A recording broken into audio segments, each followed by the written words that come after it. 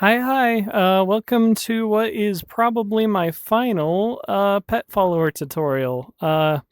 Thank you for coming to my video to figure out how to make it work, but yeah, I'm just making more of these guys. And yeah, I look a bit different than last time. People switch avatars sometimes. But yeah, I hope you enjoy. And hope you can get your own little follower running, whether it be a Pokemon or something else. I hope you'll enjoy it. Alright, so getting into this, I'm assuming you already know how to use VRChat's Creator Companion and all of that. When you're setting up the project, the main thing to make sure you have is VRC Fury, of course, because that's the system that it uses, and the FinalIK stub right here. I'll link both in the description. If you know how to use the Creator Companion, you should already have VRC Fury, like most people do. But yeah, FinalIK stub is a similar thing. You just click the link, open Creator Companion, and install it with that. Now then, once you have your project set up, you can import my package, and it'll just import this stuff. And once that's all done, you'll see in your tools, you'll have a Bluefuse pet package, set up pet, and that'll give you this. And this is what'll make it really easy to make your pet.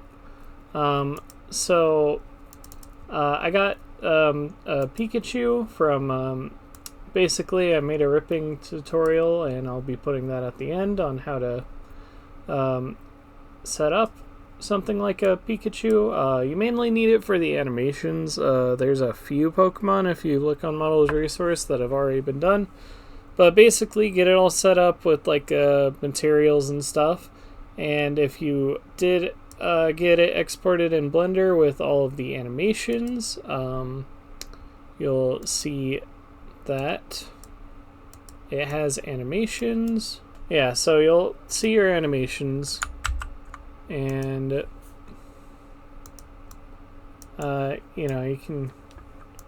you can grab a few if you grab whatever you want out of these.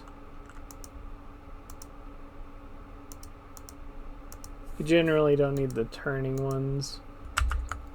Walk and run, because you're gonna need those. Yeah, you just click on them and press Control D with whichever one you want.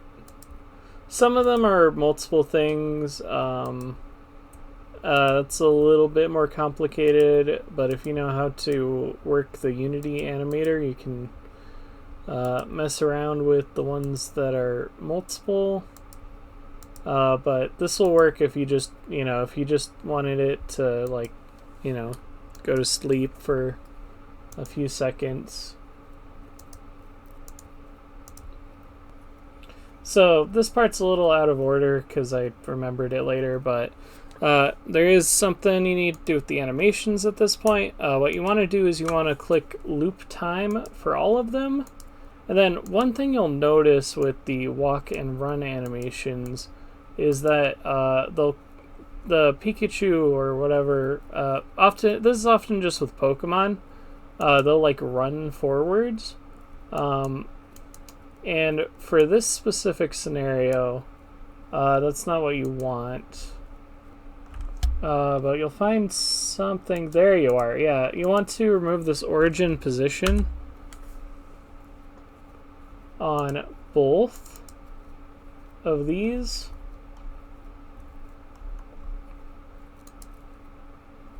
Because that will make it move in place.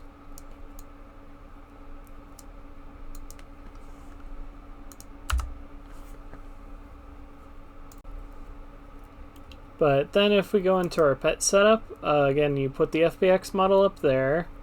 You put its idle here. Was it this one? No, that wasn't. Then you put extra clips there.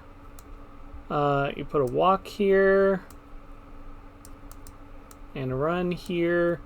The run clip is optional. If you don't put in one, it will just be the one animation. But the final thing will have some extra components and extra set of colliders you won't need, but that's fine. And then, so here you can just put in the weight of like how often you want each to play. And I recommend having a skip weight of a few, just so it doesn't play all the time. But yeah, it's basically like every, 10 seconds or so, it'll roll, and then depending on how it rolls that number, it'll pick one of these. So like this has 2 chances out of that roll, this has 5 chances, this has 3 chances. So it's just a percentage of those. Then it's just as simple and easy as clicking Create Follower, and you'll see right here we have our teeny tiny little Pikachu. You just drag that onto your avatar, and this will work, but as you can see, Pikachu is rather small. And now that you see you have your tiny little Pikachu follower, you see it's really small. My pet package actually comes with an option automatically for shrinking it. So what you actually want to do is you want to have your follower actually be like about the biggest you would want it to be. I think ×5 works for this one. And you can also adjust other things here. If you navigate generated assets of Bluefy's pet package Pikachu, that's also where you'll find this prefab. So here you can adjust various things. If you go into follower, you can adjust essentially this sphere will be like, so basically when this sphere and this sphere collide, it makes it stop. And then this sphere and this sphere is how you tell where it wants to do the walking animation.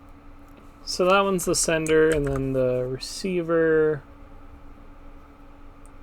is this one, which actually, yeah, no, I can't go any bigger. I put it at max size. Yeah, I forgot about that. So yeah, it's at max size for like, it walks when it gets in that radius. And if you didn't know, there is a like solid max limit to how big a contact receiver can be, or a contact sender. So yeah, you can't make that bigger, but if you did want it to like walk less, you can make it smaller. And yeah, so those are the main adjustments you want to make. You can also adjust, there is a fizz bone right here that you want to adjust in terms of radius right here to essentially be around the size of the Pokemon. This sphere basically indicates where you can grab it. I think it's the length of the sphere, something like that. But that's the idea. You want the size to be reasonable for your little guy in order to pick them up, because this does have a pickup system as well as everything else. And now that we have everything all together, we can go into our gesture manager and enter play mode.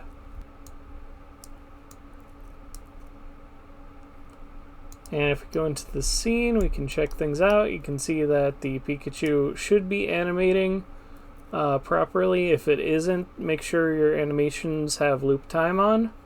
And then if we move the character, Pikachu will follow proper.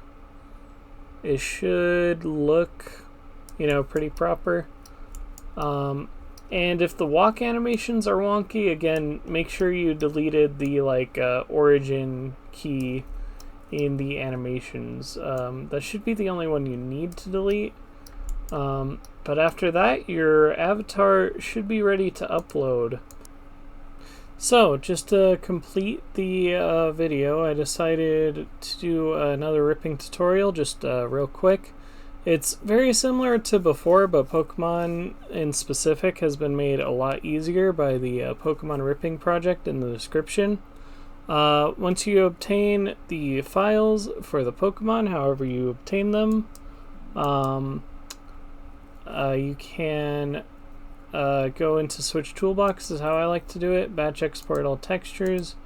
Navigate to your specific Pokemon. I'm doing Scarlet and Violet because I think that has the most high quality textures out of the most recent franchise.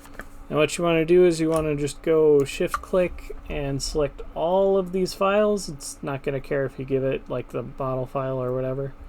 And click open, and then just click select folder because it will navigate right to the same folder. And then what you should do is uncheckmark that, otherwise it'll put everything in its own folder and be kind of annoying. And that will get you the textures you need. And it's very quick, just like that. And then, unlike before, we can just go straight into Blender after getting those textures, because on that Pokemon Ripping project forum, you get this plugin that makes it a lot easier. So what you want to do is you want to get your stuff and find the Pokemon you were looking for there, navigate back to it, PM25, and just import the model. It may be like this. All you need to do is just RX90. Those are the keys I pressed. And then you'll see, since we did the textures earlier, if we go into rendered view, we got, you know, those nice scarlet violet fuzzy textures, which ZA goes for a more cell shaded look. That's why I didn't use ZA, even though it's more recent. And then, just as before, you want to make sure you import the animations, which may or may not be in a different folder. Not that one. And then, you know, navigate same as before. And then here you just shift click everything. We'll decide which ones we actually use in Unity, and simply import them all. But then your Pokemon should be kind of posed weirdly because it has all the animations. I'd recommend setting this endpoint to, like, I don't know, 2000. Anything that would go beyond what it could even possibly have an animation for, which, if it doesn't move, don't worry. It sometimes defaults to like a weird one. If you want to see which one, or if you want to see a different one, you can just go here. Rory usually starts in like an idle pose and works. Yeah, and see, you can sort of see them moving like that. And everything should be working properly for that. And from there, you can just export. But yeah, the reason why I said this end should go is because if it does end before the cutoff of any animation, those will just like cut off. Then you just simply export as FBX. You don't need to do anything fancy with that.